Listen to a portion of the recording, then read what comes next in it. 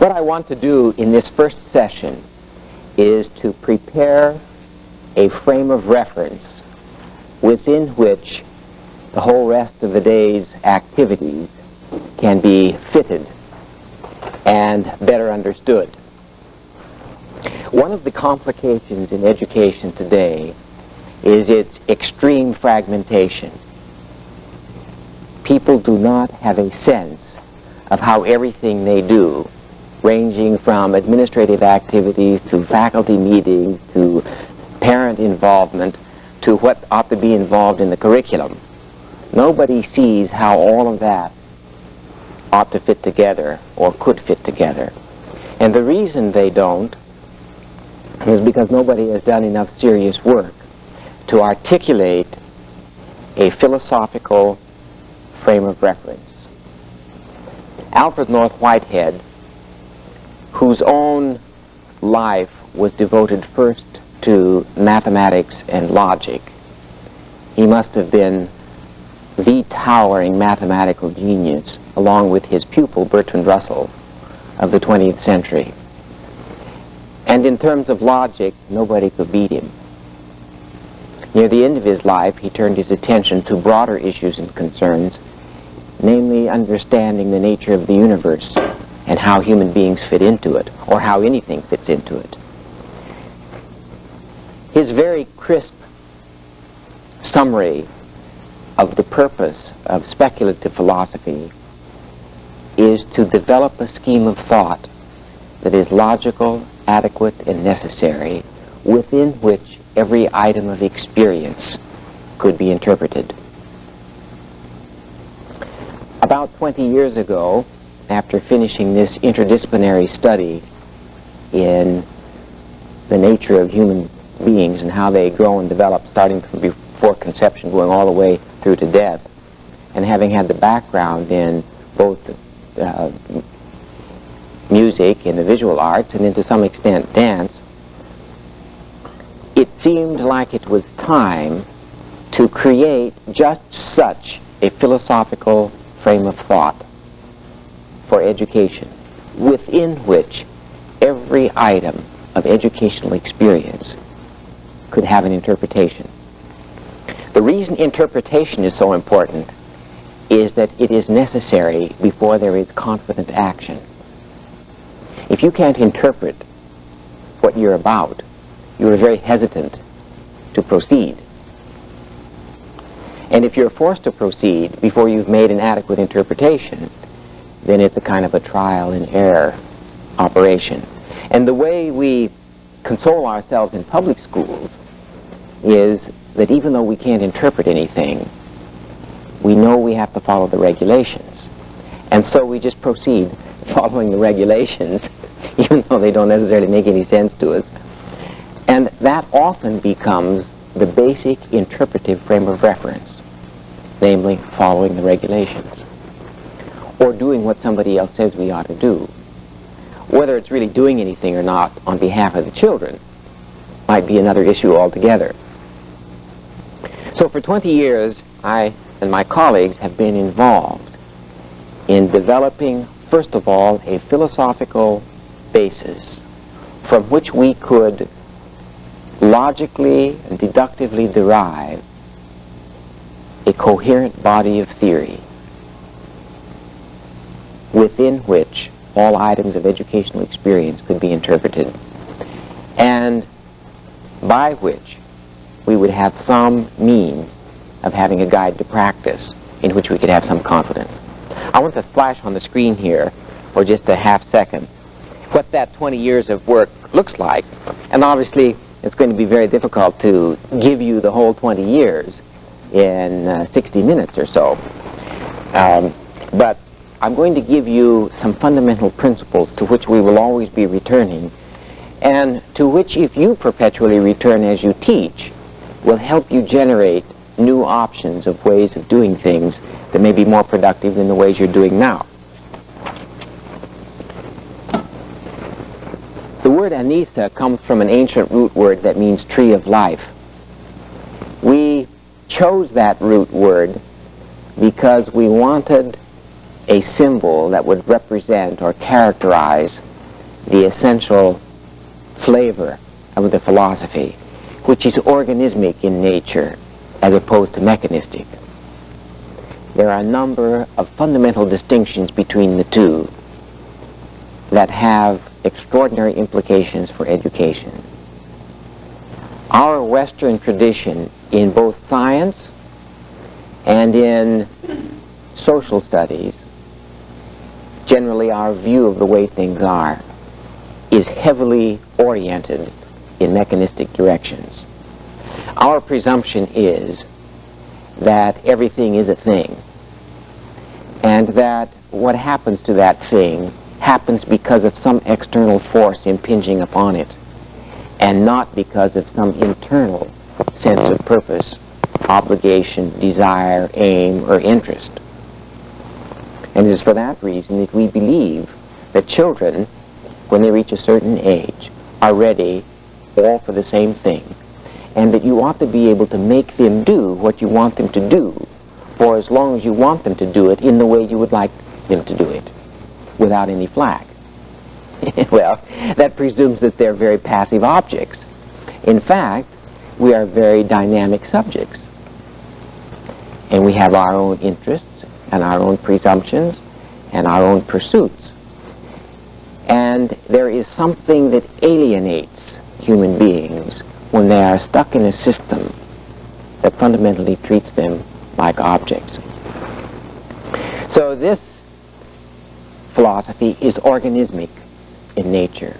The word organ itself means organized. It means that we are looking at wholes, that our interest in parts is because they make up a whole, and that in fact all wholes, W-H-O-L-E-S. I went through a whole lecture and somebody wrote down H-O-L-E-S all the way through and couldn't make head nor tail out of the whole thing. The whole thing, W-H-O-L-E again, right? That in fact wholes, from an organismic point of view, are always equal to more than the sum of their parts. And that you will be out of touch with the reality of any whole if you cannot see that moreness that is there. And our thesis is that where children are concerned, it's extremely important to have part of the curriculum address that moreness that arises out of the addition of the sum of parts, which gives you more than just the mere sum. So we wanted a word that reflected many of these organismic touches. The word Anisa comes from an ancient root word that means tree of life. We did a rather extensive survey of fundamental symbols in a variety of cultures, and we found this one the most convincing and the most pervasive. So that's why we picked it. It connotes such ideas as perpetual growth, unending cycles of fruition, grace, beauty, shade, nurturance, and all of those qualities you would intuitively feel ought to be reflected in a model of education that really addresses the fundamental qualities of human beings, an educational system that we need to begin to construct if we're going to move towards the year 2000 and make it. Because I think the way we're organized now, I'm not sure we will make it for a variety of reasons. So that's where the word Anisa comes from. Our first job in working on that model was to organize that philosophical base. Can you all see that? More or less? The essential feature of this philosophy was to define the nature of human beings, because, for heaven's sakes, how can you organize a new educational system if you haven't arrived at some decisions about the nature of the creature for whom the system is being designed? Yet that's what we do all the time. We go off in the corner, we brainstorm, we decide we'll do this, so much math, a little bit of history, some social studies, some PE, and we haven't started off with saying, what is the essential nature of human beings? And perhaps one of the distinguishing features of the Anisa model is that out of this work in philosophical inquiry, we arrived at the conclusion that man is fundamentally a spiritual being rather than just a material being. And that has extraordinary implications for how you organize the curriculum. If you believe that man is just a material thing, then it's easier to regard children as objects. And then your job becomes to manipulate these objects through a system so they come out the other end, and you can attach a piece of paper to them certifying that they have the quality control system has allowed them to get through, and this is the stamp of approval. So it's called a high school diploma. And because of the way our curriculum is organized, and because of its emphasis on information, a lot of which is out of date, I have come to regard these certificates that we attach to people when they come out the other end as certificates of obsolescence. In essence, they say, the bearer of this certificate is hereby rendered out of date by virtue of the out-of-dateness of the information that was transmitted as he was in this system for 12 years. I'm being a bit extreme, of course, but there is a lot of truth in that. And when you consider the rate of the knowledge explosion and the rate of the generation of new knowledge, a rate which would indicate right off the bat that every day every school system ought to revamp its curriculum to include the new knowledge, you know, in fact, we don't revise the curriculum. We're using the same old books, more or less, and same old system, so that education is getting farther and farther behind at an increasingly accelerating rate. Now, at some point, that's just going to break, because children are experiencing things on television and in life generally, which puts them way, way ahead of the sorts of things that you're talking about in school all the time. And the Anisa model is designed to get around that problem, as you will see. Taking that comprehensive view of man that defines him fundamentally as a creature endowed with an infinitude of potentiality, an infinitude of possibilities, a proposition which was related to Whitehead's assertion, an assertion that is based upon the assertions of some of the finest minds throughout history. In fact, Whitehead's philosophy is an extraordinary integration of both Eastern and Western streams of philosophical thought. We undertook that journey starting way back before Plato and came up to the present day because we wanted to see what the best minds in recorded history had to say about the view of man and his relationship to the universe, because we were serious about creating a new educational system that rested on the strongest foundation possible, namely the legacy of the best thinking of the best minds in recorded history about the nature of man and where he's going and what his purposes are.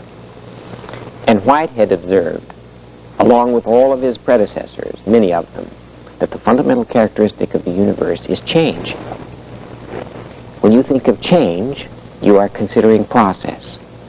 And when you entertain the idea of process, you are presupposing potentiality. And that's a concept you need to keep in mind throughout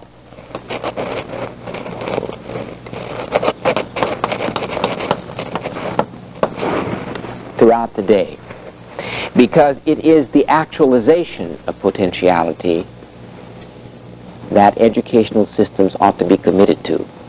Whitehead says that the fundamental activity in the universe is the translation of potentiality into actuality.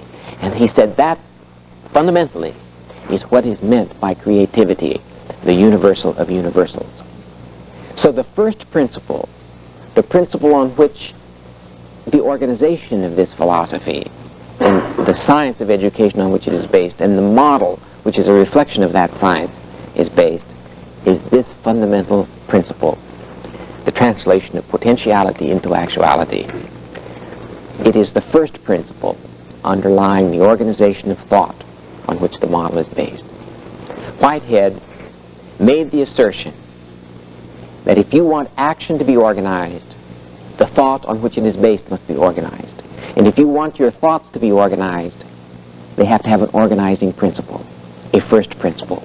And the chief characteristic of clean, good organization is coherence, and that incoherence arises out of incompatibility, disconnectedness, or absence of a first principle.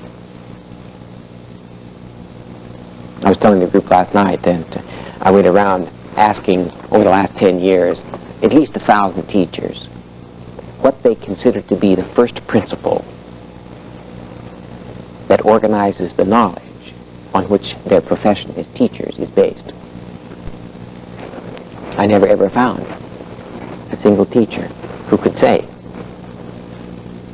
well, I mean, that's not so damaging as it might sound, since we didn't even know what a first principle was ourselves until we read all these books and came to understand this. But it does seem that of all the places that ought to exemplify clarity of thought, it ought to be those of us who are training other people to think. And that would be, of course, educators. So we have this basic idea, the translation of potentiality into actuality, and we now were faced with the job of creating a theory of human development that would explain the nature of human potentiality, what those potentialities look like when they're actualized, and what you have to do to promote their actualization at an optimum rate. And that was the next step, a theory of development. Then, from that theory of development, we created a comprehensive theory of curriculum and a theory of teaching or pedagogy, which shows how those two are related. You know, you often have curriculum theorists over here, then you have pedagogues over here, and they never get themselves together, so there's always a raging argument about what the connection is between curriculum and teaching. You're not going to get a coherent relationship between the two if both are not deductively derived in their theoretical underpinnings from a superordinate theory, which we believe has to be a theory of development. In fact, the reason there are no comprehensive theories of pedagogy or theories of curriculum, in our opinion, is because, by their very nature, they must be subordinate theories. And nobody's bothered to develop the superordinate theory from which these things are developed, you see. More about that later. Then when we went to the field and started trying a lot of this out, we'd work with teachers very intensively, and we'd get things changed around and so on. And then we found, lo and behold, administrators who didn't understand anything about what was going on could, with the stroke of a pen, ruin everything. So we created a comprehensive theory of administration, plus a theory of evaluation, so that administrators would in fact see that it is their function to serve the purpose of education. That's what the word administer means. It means to serve. And to serve what? It means to serve the purpose of education. And in this case, it is helping children translate their potentialities into actuality at an optimum rate.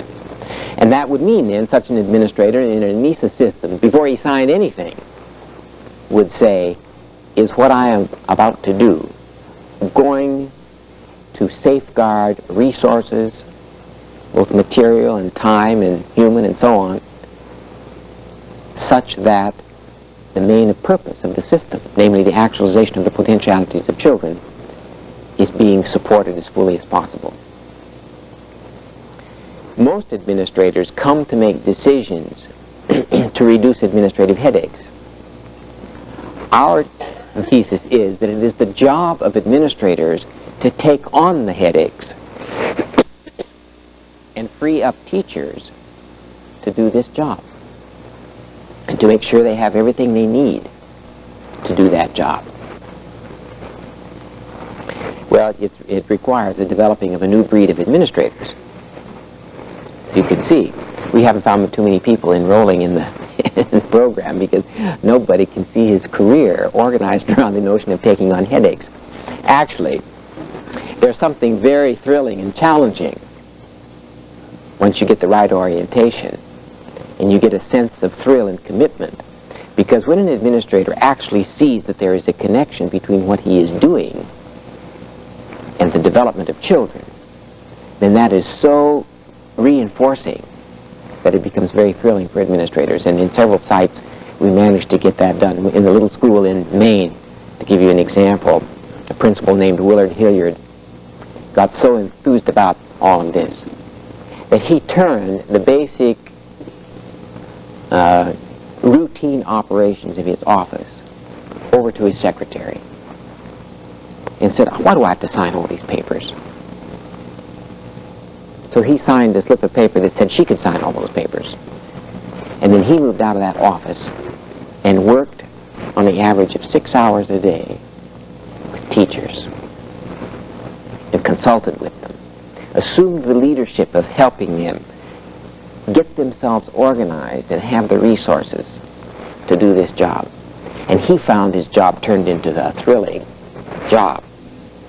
And the teachers found that the whole school turned into a marvelous place to be because they had the ear of the principal most of every day. And when they wanted to try out something, they'd say, what about this and what about this? Do you think we can do this? Can we get that? And he would get so enthusiastic and say, yes, let's try it out. So you can see how once you begin to have a whole system organized around a fundamental principle, where every action and every decision is related to that fundamental principle, you get a new kind of coherence in the system. And actually people begin to forget about regulations, because you are now like a jazz group improvising on a theme. And it's thrilling to be a part of a group like a jazz group where you are just playing and involving your whole being in what you're doing, but what you're doing is imaginative and creative. Now, of course, the jazz group, the members of the jazz group, they don't just play any note that comes to mind. Yet how is it that the notes they do decide to play fit together? You do realize the notes do fit together, yes? The reason is all of the members of the jazz combo are relating to a mutually agreed upon sequence of harmonies and a rhythmic pattern. And they know that when they're on bar 5, beat 8, that the tonic chord is what's called for. They all know what possible notes will fit into that chord. And when they come to it, they have a split second to decide which one of those possible notes that will fit in they will choose to play. And whichever one decides to play, they will all fit together because they are compatible with that harmonic structure in one way, shape, or form. But this means that you could have, and usually will have, when anybody group plays, you'll never have the same composition ever occurring twice. Because people are creating on the spot, you see. And to create on the spot is to express one of our fundamental natures. Now, I tie in the concept of spirituality to this idea of creativity. Because one of the things that makes one spiritual, in my view, is the possibility, the ability to entertain possibilities. Now, possibilities are unknown until they're actually actualized. The only way you can relate to an unknown is on the basis of faith. So that the pursuit of possibilities, or the pursuit of potentiality, requires the activation of faith. And the activation of faith is fundamentally a spiritual activity. And it is the essential dynamic in education. And I'm sure that must be one of the reasons why Whitehead says, at its foundation, education is religious. Now, he wasn't talking about a denominational thing, he was talking about a psychological phenomenon, in the sense that to move out and actualize potentialities requires an activation of faith. Therefore, we regard it as a fundamental characteristic of teachers that they can activate the faith of children. Because if they can't, children will not invest in their own potentialities. One of the chief distinctive features between a mechanistic view of the universe and an organismic is that the organismic view regards potentiality as a form of reality, whereas the mechanistic view does not.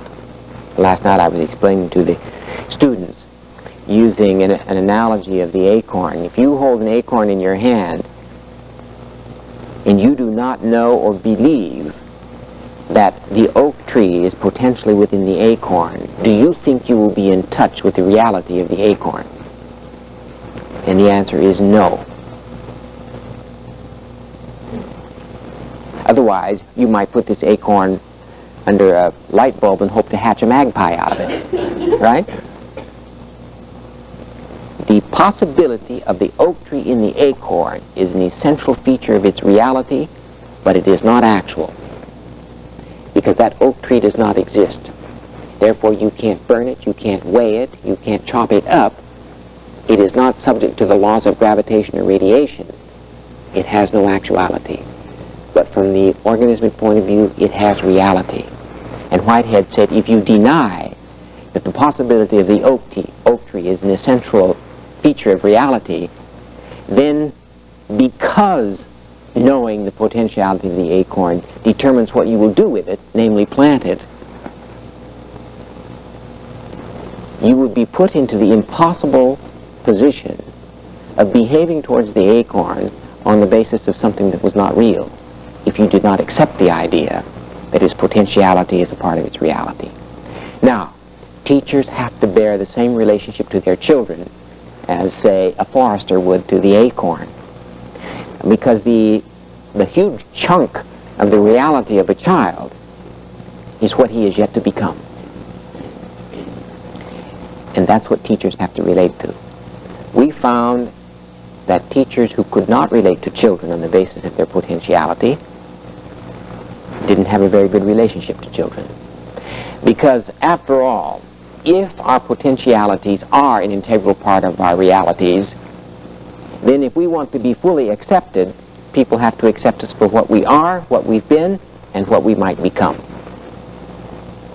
And when you are accepted on the basis of what you might become, there is an activation of faith. That's why people say, well, education really shouldn't get all tangled up in philosophy. It's relatively useless, and there's nothing so impractical as a theory. This is a sort of mentality which is destroying education. Actually, philosophy is absolutely essential, because without it you don't get coherent theory, and if you don't have theories, there is no coherent guide to practice, and if there's no guide to practice, you don't have any framework by which to understand when something goes wrong, why it goes wrong. Nor do you have any framework by which to experiment to try to improve what you're trying to do, which is one of the essential advantages of having a science. All right, what I want to do now is to talk about this theory of development and to come down ultimately to the relationship of reading and math and the arts to that theory of development in the actualization of human potential. The first proposition in that theory of development is that development means the translation of potentiality into actuality. The theory says that that process is sustained by interaction with the environment. And there's a comprehensive system for classifying both interactions and environments. Now, I want to pause here just a moment and show how that fundamental proposition in the theory of development is the key proposition that defines teaching. Because if it is true that the translation of potentiality into actuality is sustained by interaction with the environment, and if it is the purpose of teaching to promote this translation, then teaching must mean arranging environments and guiding the child's interaction with those environments to promote the actualization of a given potentiality at an optimum rate. So we have a very specific definition of what teaching is. Now, this very succinct idea gets translated into a wide variety of deductive propositions to guide teaching.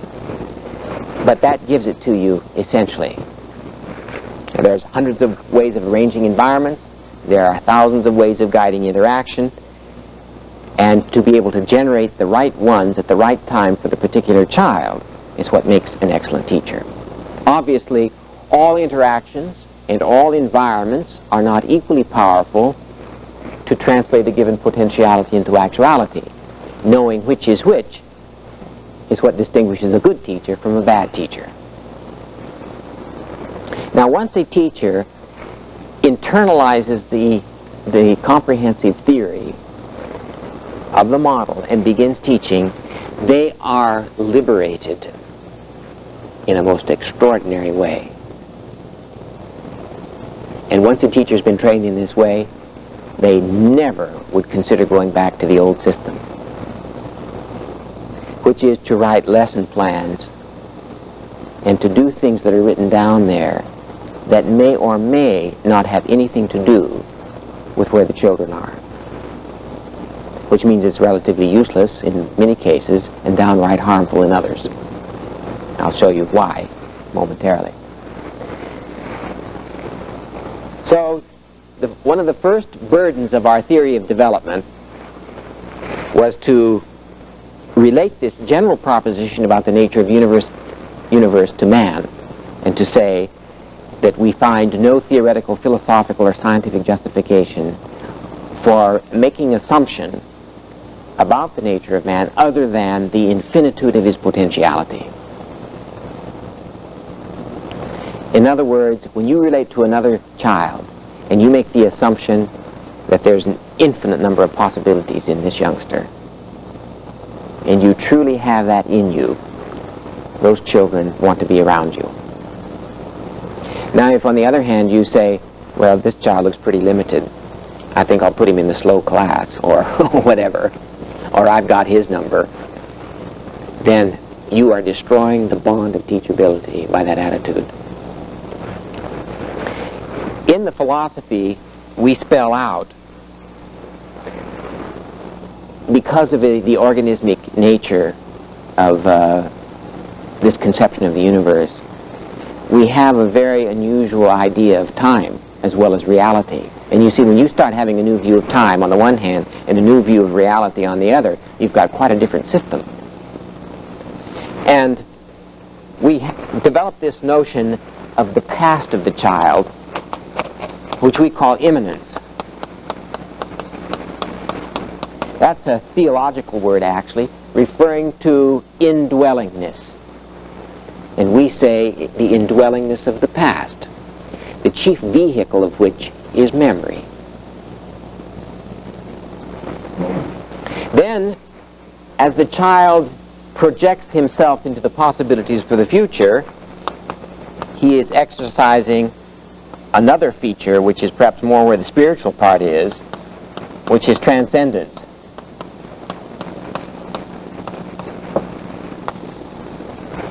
That refers to the capacity to entertain possibilities.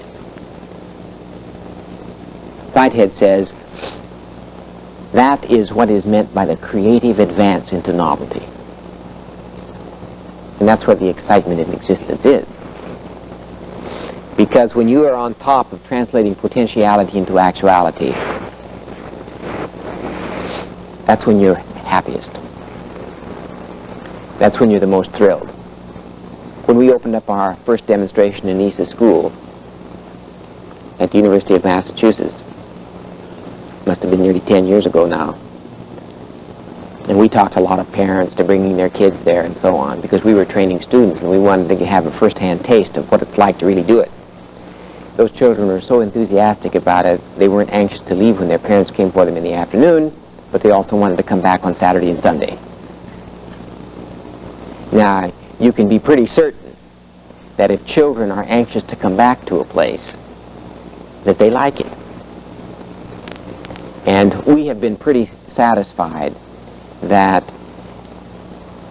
the inner sense of well-being and enthusiasm for life rests upon the degree to which you are successfully able to actualize your potentialities.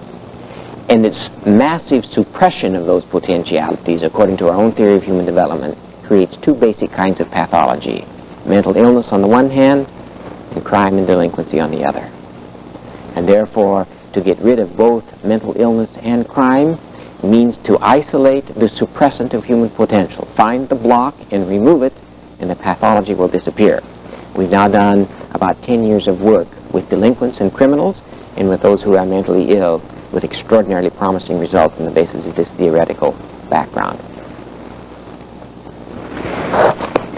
Now, to relate to a child means to be in touch with his immanence and to have a sense of his transcendence.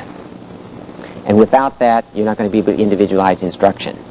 Now, we have a whole battery of tests to tell you something about the kid's past, but we don't have any tests to tell you about his transcendence. So that the whole testing business is hooked up to the wrong end. And that's why the intuitive and brilliant teacher will look at the tests, but it's going to be very careful about the interpretation.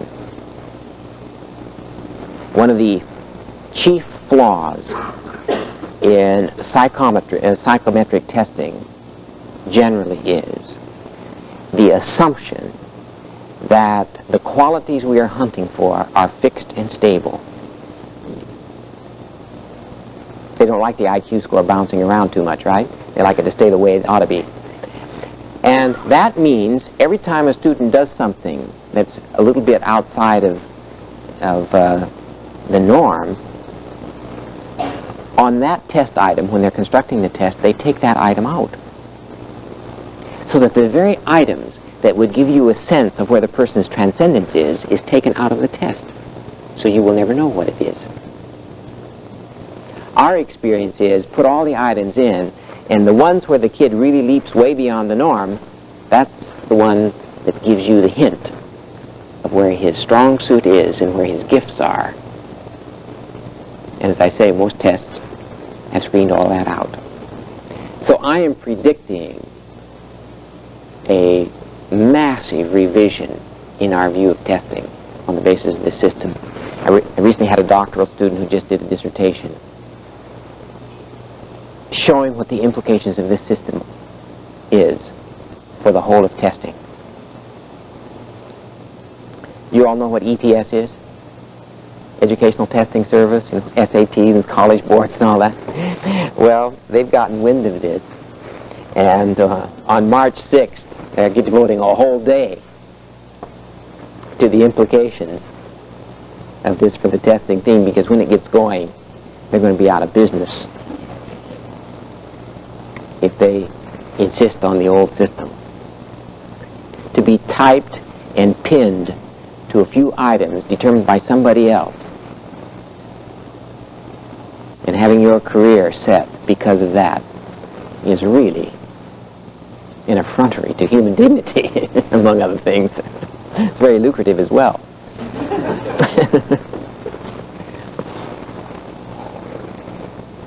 Still, I have to keep an idea of what time are we supposed to, how much time do I have in this session? 6:25. Oh, good. I have 9:54. Is that right? I want you to keep this idea in mind, because the minute you start relating to a child on the basis of what he has done, which is his past, sort of pull yourself up short and see if you can't see within that child some glimmer of his transcendence and relate to that, and you will find a change in his behavior.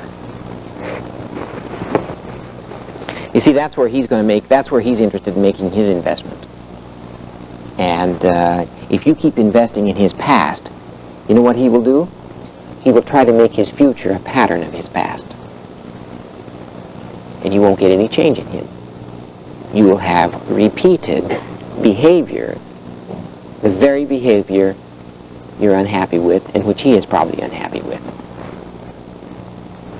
This is why the whole Freudian idea of psychology is now pretty passé, because the system there is to put you on the couch and rehearse your past. Now, if you spend all your time rehearsing your past, do you think you're going to become anything different in the future? Not likely. You must rehearse your future. You must try some new things, and those new things must be congruent with what you are aiming at. And if you put your energy there, then you become different. You change. Your potentialities become actualized. So we have a whole comprehensive theory of mental health and therapy based on this system. And if you want to help a person who is having problems, you need to find out what blocking is the potentiality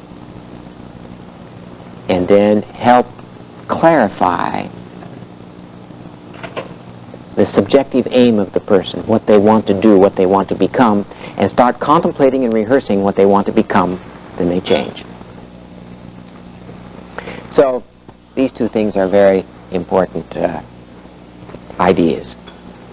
The organismic thesis also says that you cannot understand anything apart from its connections. The assumption is that everything in the universe is connected to everything else, some more closely and some more remotely. But you can't understand one thing until you see how it's connected to all the things around it. For a teacher, that means you cannot understand a child until you understand the child's connections with his environment, not the least of which, and probably the most important of which, is how he's connected to his parents, or to his guardians, or to those significant adults around him. It makes me want to say, how dare we create a lesson plan for this child when we don't even know him? Now, of course, it's useful to have a general idea of what you're going to do, but then that general notion has got to be made to fit the specificity of the child. And if you don't, the experience won't quite fit him. It may either bore him, or it may be setting him up for a guaranteed failure. And in either case, he won't like it. And to be bored, or held in a place where you're bored because what you're doing is old hat, or to be required to do something, the prerequisites to which you've not yet mastered, thereby setting the child up for a guaranteed failure, and then what we usually do is blame him for the failure as well, that experience begins to suppress potential. We have millions of youngsters who begin the derailing process psychologically right on day one in school because of our inability to do that. We've got to have this flexibility. If there's anything we know about human beings, it's that they grow and develop at different rates at different times, and that these growth patterns don't have a one-to-one relationship to chronological age. Some children are ready to read at 4, some even 3.5, some not ready until 7, and they're all normal. And that in fact, if you didn't get on the backs of the 6-year-old who doesn't feel ready to read, and not arouse all of his negative emotions against the sight of print, if you just keep cool, by age 9 he'll be reading as well as the child who began at 4. But we want to attach labels of superiority and inferiority to the timing.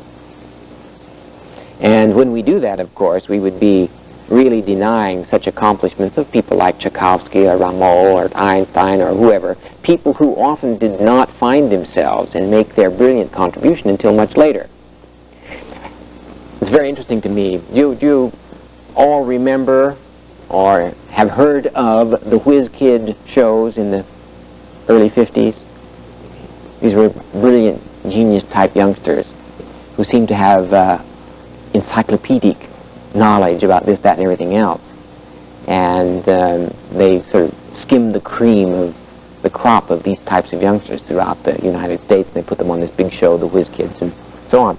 Well, after 30 years, they went back and looked up all those kids.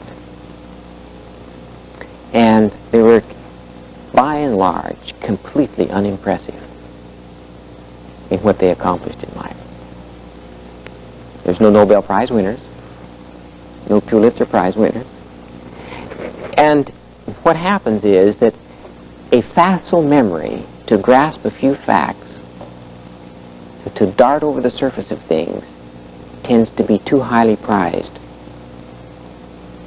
in our school systems. The slower person may, in fact, be taking the time to isolate important things and to integrate all of those important things. So that the child that goes from here to here, like that, quick, zip, he gets an A. The kid who is going like this and integrating, of course, is going to take twice as long to get there. He'll get a D. So that be careful about placing too much emphasis on speed. Now, we do have this idea of the retarded performer, the slow performer. Well, don't be so certain that that's bad or a sign of inferiority.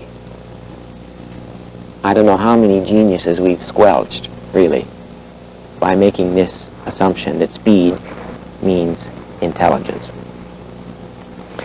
Of course, I think you don't want to make the opposite assumption either, because if you're slow, you must be a genius. You, in fact, may be rather dull. So, but it just depends. I'm just saying be careful about the assumption that you make.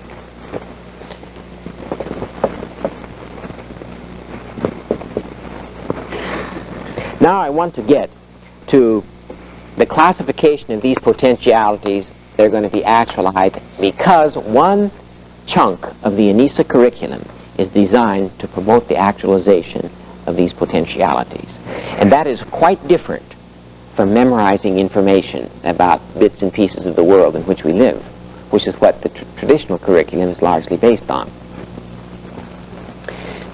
The theory sets forth two basic types of potentiality: biological, and it asserts that nutrition is the key factor in its actualization. Can you see that? I can't see anything at the moment, so I'm projecting, you see. I'm assuming you can't see either. The very substance out of which we are built originally was the food our mothers ate. We're given a marvelous blueprint in the form of a genetic code. 23 chromosomes from our dad, 23 from our mother, making a 46 chromosome scheme, a code that directs how the evolving and multiplying cells will transform what the mother is eating into flesh, bones, hair, tissue, fluids, organs, nerves, whatever, that make up the new human being. Now, if the mother is not taking in the right amounts of the right materials, then the full genetic potentiality of the child cannot be realized. Autopsies of malnourished children, for instance, show repeatedly a reduced number of brain cells and a reduced number of connections among the brain cells. And when you have too few brain cells and too few connections among them, it'll show up on a test. Furthermore, that 9 months of development during the gestation period is the period during which you get all of the brain cells you're going to have. Mother Nature gives priority to the development of the brain. They'll say, well, if the genetic code is calling for so much protein for the big toe and so much protein for the brain, and there's a shortage of protein, the system is going to give it to the brain and not to the big toe.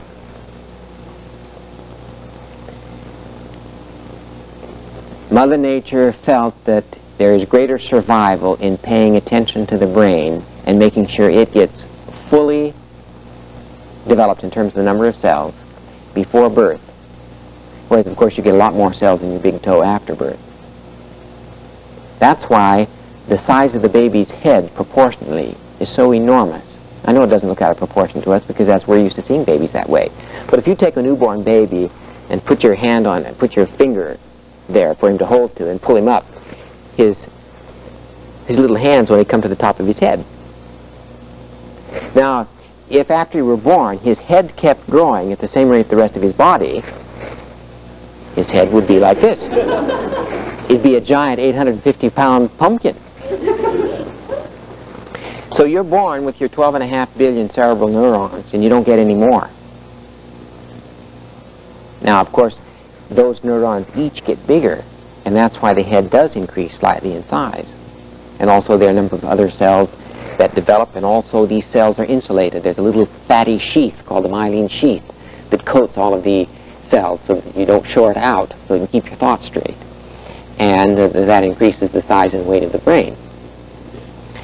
But essentially, if you want to promote the actualization of the potentialities of your child, then you have to start before conception. And that's where the Anisa model begins, because of that. Furthermore, there is a direct relationship between nutrition and the ability to pay attention. And if you can't pay attention, there will be no learning. Therefore, we alter the diets of school children. We work with parents, make sure they come to school with the right diet. We take out all the junk foods, and we control the amount of sugar intake, because upsets in sugar metabolism derails people's attentional faculties. And if you're trying to work with children who can't pay attention, you got an uphill battle. We're able in many schools to simply so alter the learning climate by altering the diet of the children through what we serve in the school, that it can change the atmosphere in the school very, very quickly. Within the course of a week, you have a different population to work with. Well, I'm not going to say anything more about that. I just want you to know that it's very important, and we have worked all of this thing out for the new schools of the future. The second type of human potentiality is psychological, and the theory fixes learning as the key factor in the actualization of psychological potentialities. Now, I have two things to do. Show you what the categories of psychological potentialities are, and to define learning. One of the things we've discovered in working in education, and I suspect it's true anywhere, but perhaps more in education, because education is a tradition and a practice and not a science. Because in a science, you have to know what the definitions of the words are that you're using all the time, whereas in a tradition, you don't. All you have to be able to do in a tradition is to be able to use the sentence, use the word in a sentence grammatically correctly. But that doesn't mean you have to know what the word is. Learning is one such word. And the phrase learning how to learn is one such phrase. We asked thousands of teachers what learning how to learn means. We never ever found a single teacher who could say. And yet that phrase has been kicking around for some time now. Yet you can see that if we don't even know what learning is, and that's what our business is, we really don't know our business very well. So, and we thought, well, you know, that all sounds pretty obvious and easy, let's get to it. But it's not all that easy to define what these things are, which is precisely why we tend not to know what they are. We divided these potentialities into 5 categories.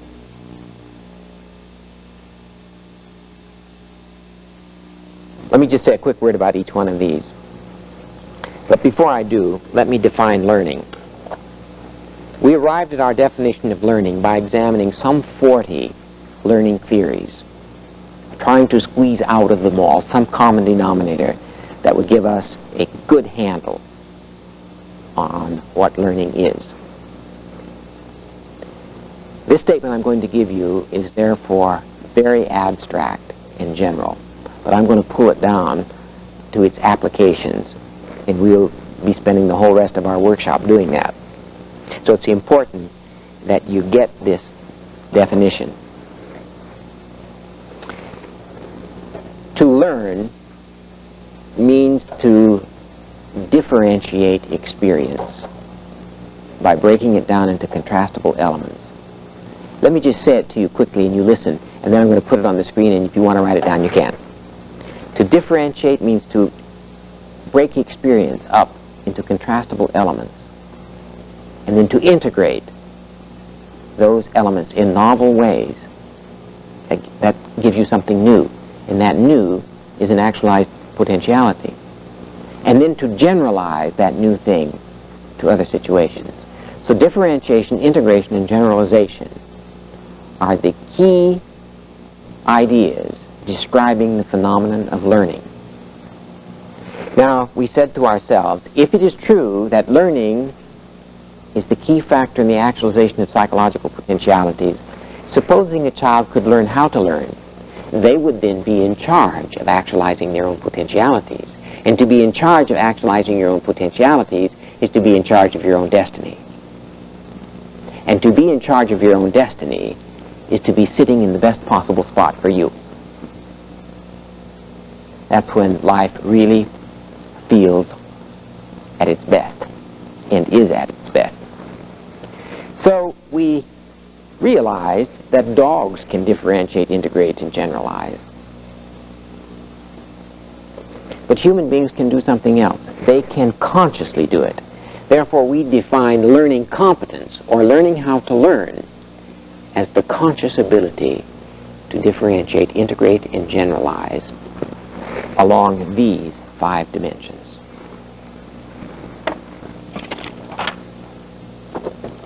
So, that's the definition.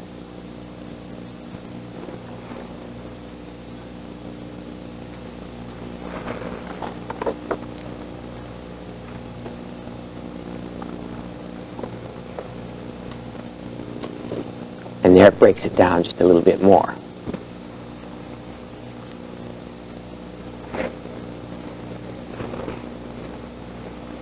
If you only had 22 seconds to give any pre-service or in-service training for teachers, that's what I would say in my 20 seconds.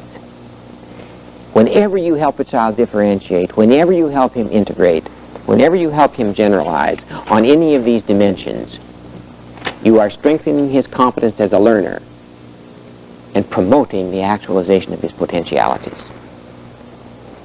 And then if you combine that with feeding him good food, you'll be promoting the actualization of his biological potentialities as well. And when you get both of them going hand in hand, and of course they're tremendously interrelated, then you will really be serving that child in the best possible way.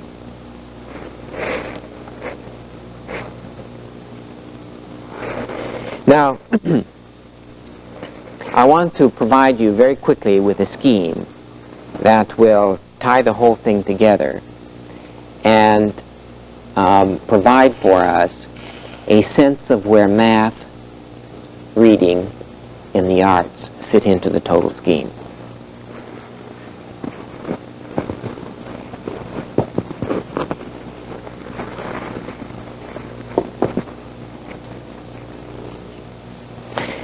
Incidentally, I think I better say very quickly just a quick word about each one of these and relate it to this definition of learning. This curriculum, the psychomotor development curriculum, is designed to create learning competence in that dimension. And it would mean then, psychomotor competence then means the conscious ability to differentiate all the muscle movements capable of the body, to integrate those movements into novel patterns, and to generalize the patterns. Now, because of this central proposition of interaction with the environment being the thing that sustains the translation of potentiality into actuality, since moving your muscles around is a key way of interacting, another way of interacting, of course, is to have light waves come into your eyes or sound waves come into your ears. But basically, the fundamental way of interacting with an environment is to move around in it. And the degree to which you have confidence in the way you move around the environment is the degree to which you will expose yourself to new environments, which then precipitates new experience, which has to be differentiated, integrated, and generalized.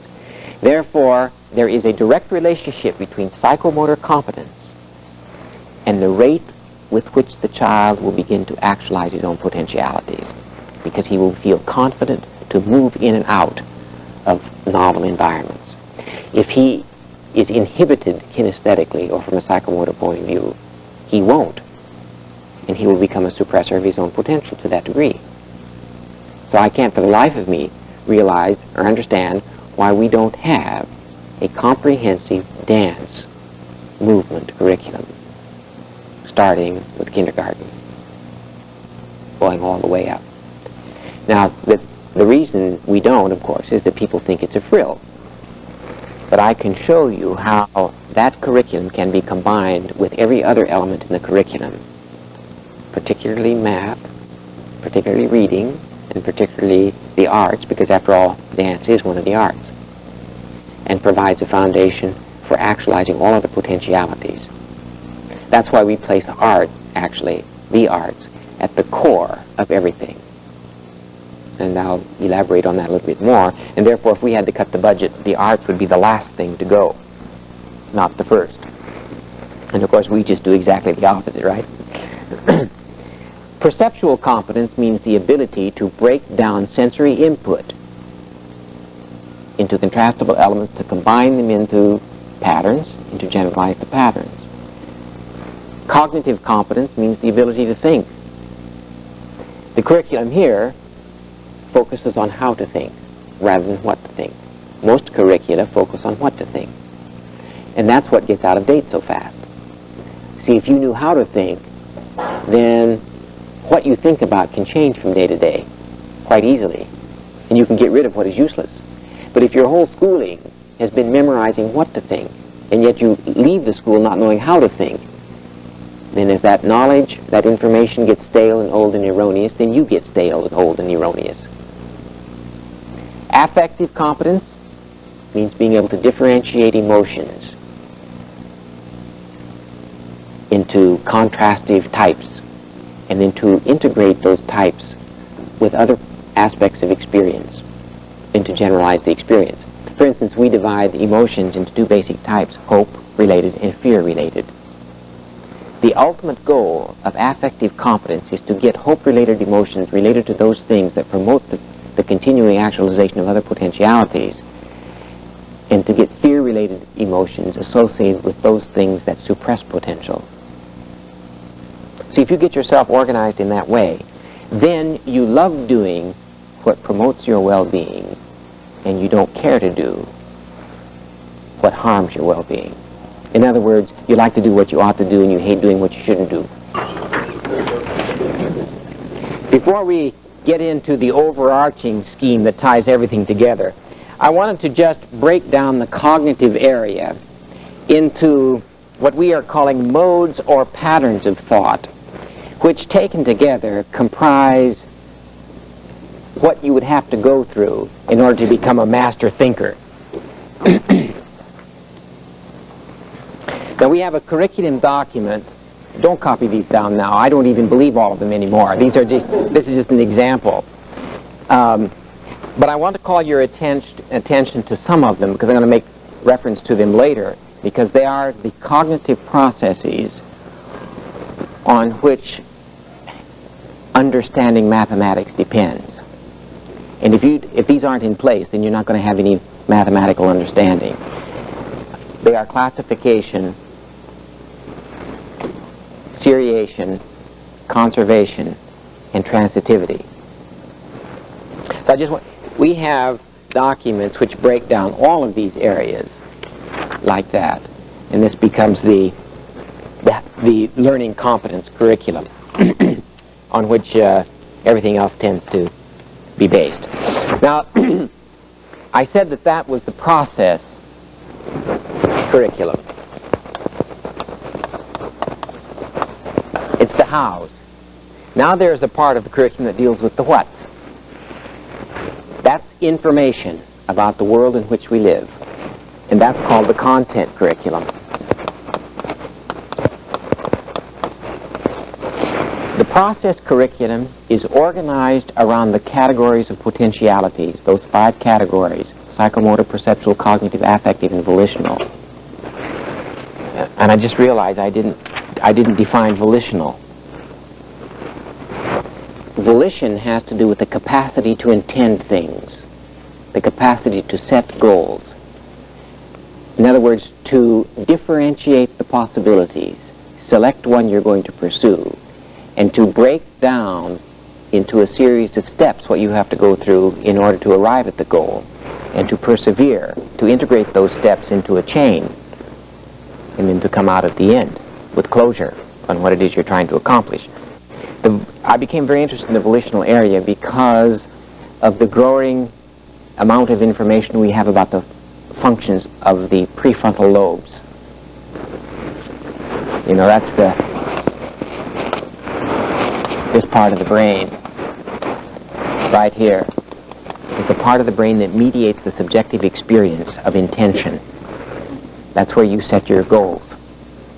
And it's also the part of the brain that tells you how well you're doing in regard to achieving those goals. And if you're not doing very well, that part of the brain will create an internal condition called frustration. And if that's not relieved, it switches to depression. And if that's not relieved, you become suicidal. And if that's not relieved, you kill yourself. So the quickest way to get rid of suicidal obsession is to cut off the prefrontal lobes. Well, don't laugh. That's what mental institutions have been doing. Back in California in the 1940s, they performed something like 40,000 prefrontal lobectomies and lobotomies. Now, the problem with it is that your sense of transcendence is biologically as well as psychologically more or less cut off. I mean, you'll get up in the morning and have your breakfast and go off to work, but you will have lost that inner sense of destiny and interest in pursuing it. Now, of course, there are a lot of people walking around whom you would be suspicious that they had had a prefrontal lobotomy, but they hadn't. Because there is, I believe, what might be called psychological prefrontal lobectomy. And television is one of the chief surgical instruments. Because when you come home from whatever you're doing during the day and plug your head into that tube, of course, all your destiny goes. Unless you're destined to become the most pervasive and consistent TV watcher in the universe and get into the Guinness Book of Records or something. It doesn't seem like a terribly ambitious destiny somehow, but could be. Anyway, we do not in school have things organized to develop children's volitional competence. In the Anisa schools, all children, every day, must themselves decide something they are going to learn. They choose it themselves. And then it's the teacher's function to help them persevere in that.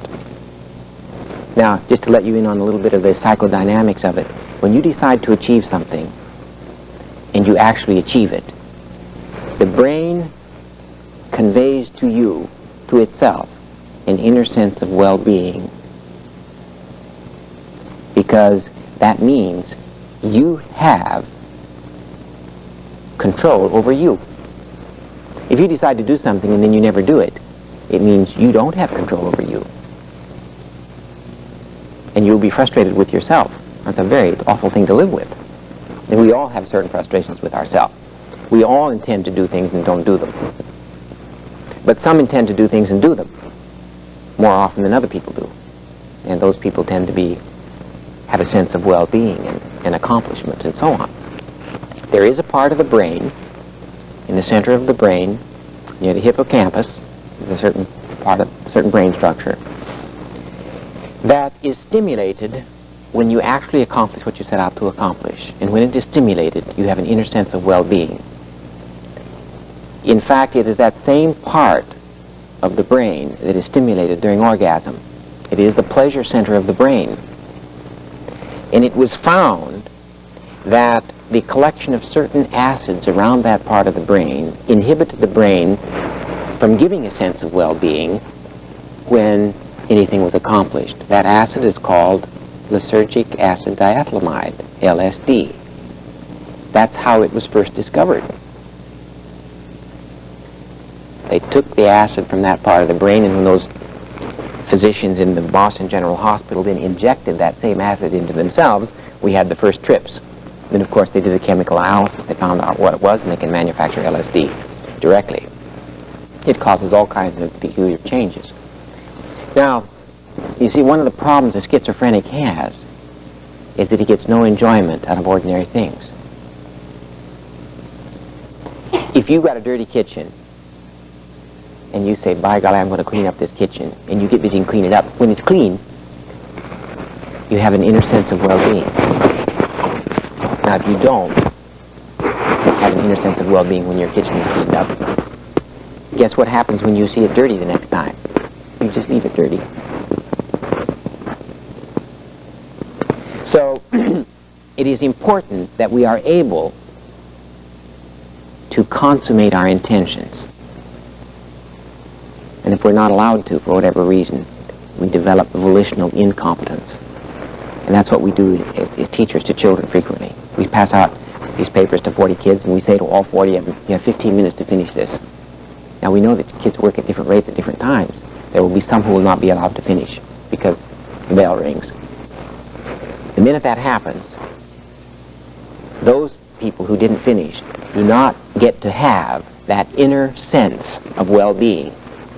That means they'll be slower to begin the task next time around, which means they'll certainly finish later, which means, again, they will fail to get the sense of well-being. This is one way in which you set the child up now for a lack of initiative, which now begins to put him into a cycle that essentially gets described ultimately as failure. And if it happens really seriously, then people will look at him and say, well, he's a born loser. See? That's why the bell goes in Anisa school. And that's why when a student comes to me and says, look, I can't do this take-home exam in 12 hours. I need 3 days. I say, take it.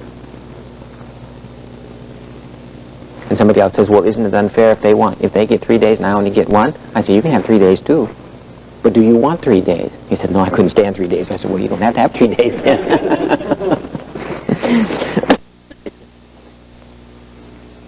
All right, on to content now. The process curriculum is organized on the basis of the categories of potentiality. The content curriculum, which refers to information about the world in which we live, is organized on the basis of the ontological levels specified by Whitehead. Not only Whitehead, but other philosophers as well. In other words, they believe that the universe is organized into ontological levels. The word ontological means pertaining to being. These are levels of being. And the first level is mineral, which is characterized by cohesion of the atoms. And they're differentiated particles integrated by the laws of gravitation and electromagnetism. The next level up is the vegetable or botanical level, and it is characterized by growth and reproduction, capacity for photosynthesis. You see, the sun, 93 million miles away, sends a blast of photons out in all directions. Our sun is 6 billion years old. And, of course, it's losing weight as it gives off all these photons. It has 6 billion years yet to go before it burns out, in which case we've got to find a new place to live, because all of our energy, even that's coming from that light, originally came from the sun.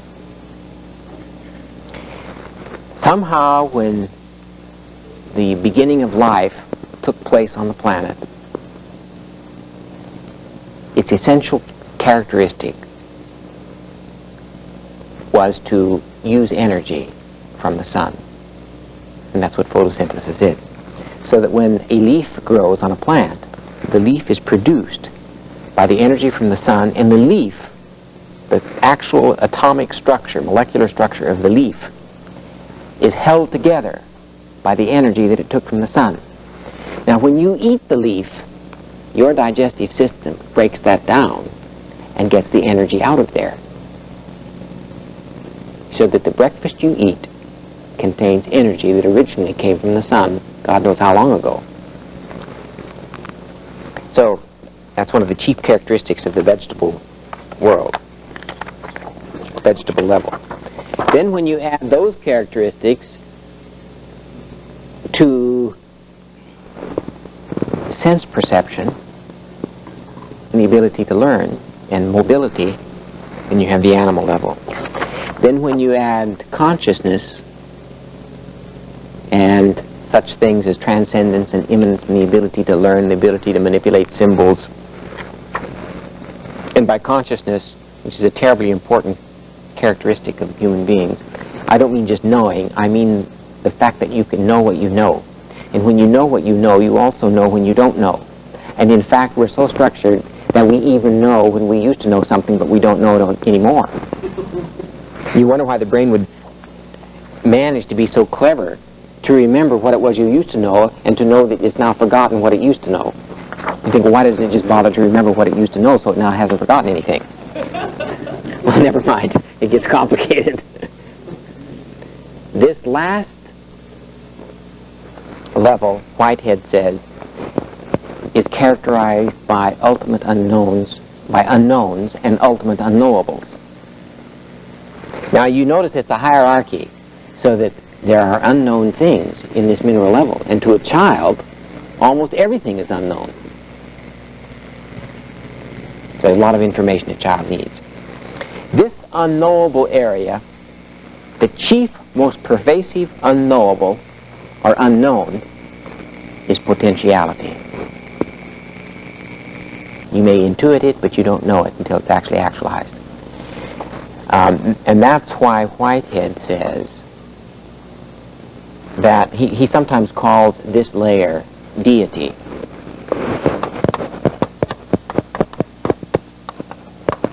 You know what deity means? God. Now, his definition of God would not make the heart of a Presbyterian minister throb with too much joy, but I find it tremendously exhilarating, the idea. He says that God is, among some other things, the sum total of pure potentiality in the universe. Therefore, when any one of those potentialities is actualized, it will, in essence, be a sign of God. So that in every created or actual thing there is a sign of God, you could say. And it also means, then, that when somebody is really in hot pursuit of actualizing his own potentialities, he is hungering for, longing for a relationship to God, a dynamic one. His becoming, in fact, rests on that. See, that's quite a different notion from God than a white-haired man sitting up there sending thunderbolts down to carbonize all the sinners. And that never did appeal to me as a youngster. And of course I could be wrong, that may be who God is, in which case I'm destined for carbonation sometime soon. Right on the spot, maybe. So, this content curriculum is organized around those levels.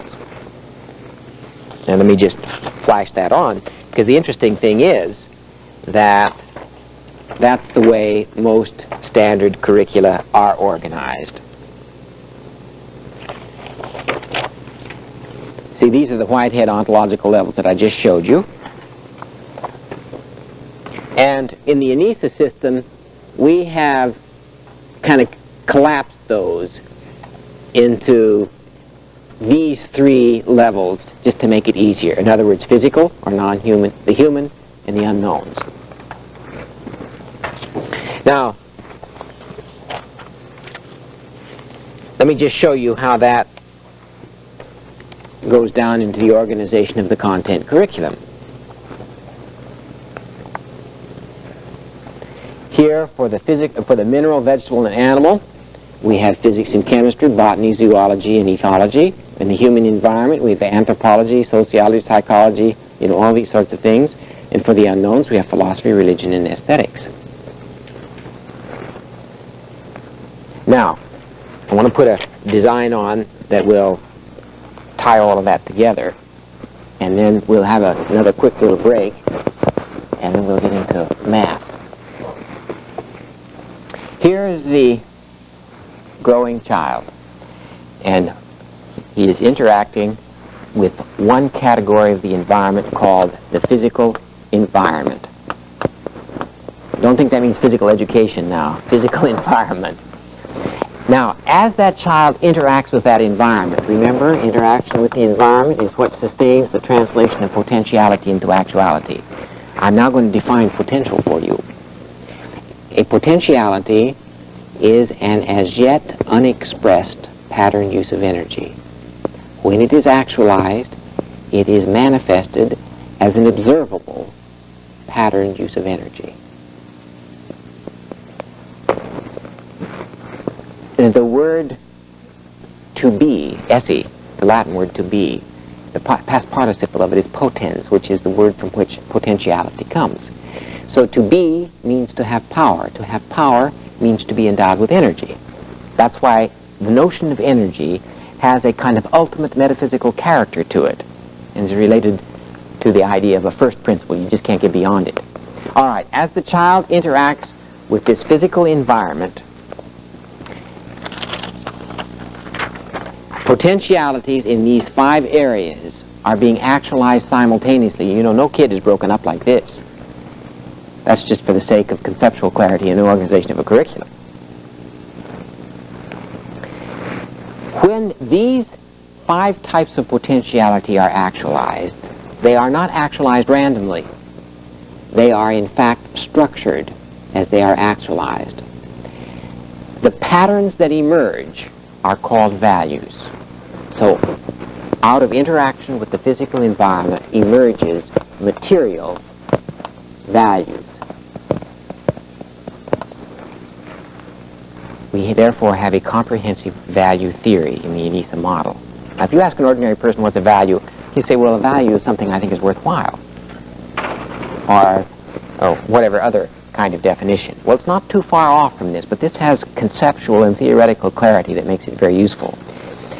Because, as you can see from this, we are defining a value then as a relatively enduring patterned use of energy. Now, it's important that you gain a sense of that, because later on you're going to see how important it is. On those material values rests what we call a higher order competency, technological competence. When the child interacts with the human environment, you get a patterned use of energy, structured, called social values. And on that pattern rests the child's moral competence. When the child interacts with unknowns, since you can only interact with an unknown on the basis of faith, it produces pattern uses of energy which we are calling religious values, non-denominationally defined. You know what the word religion comes from? It comes from the Latin word lego, which means to bind or tie. It's the same word that ligament comes from. Relego means to tie again. So that the essence of religion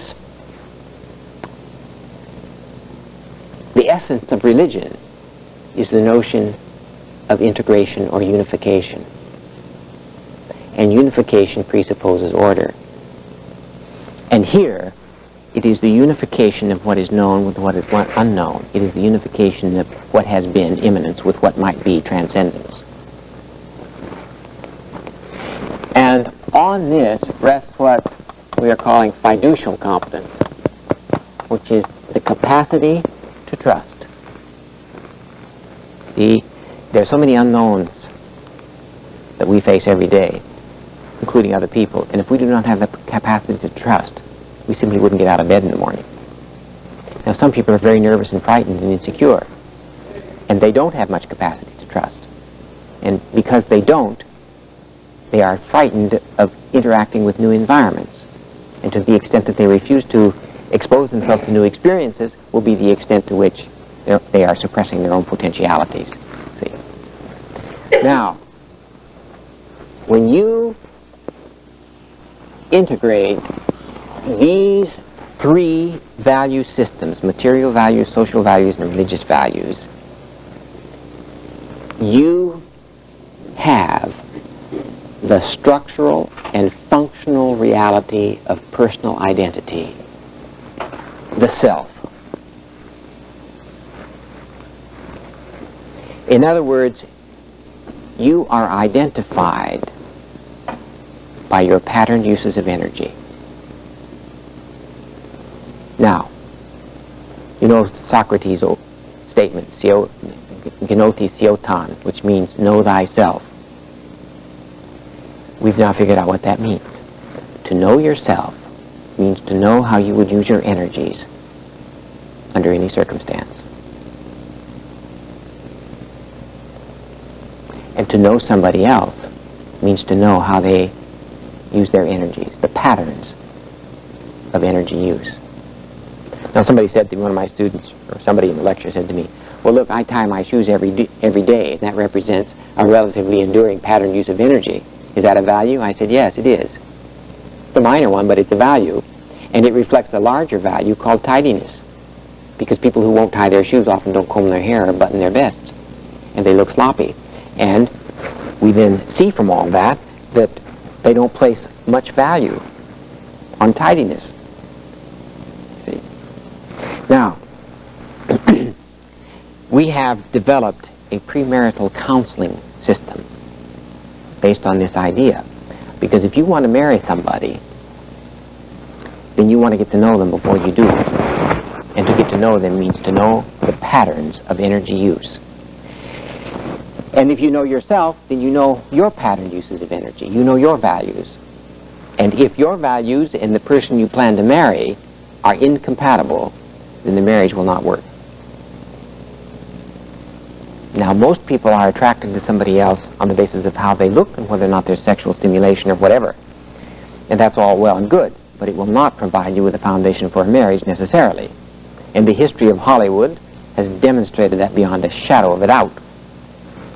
So, if you want to know whether or not the person you're going to marry is going to be a good possibility, then you have to be certain that the pattern uses of energy of both parties don't conflict.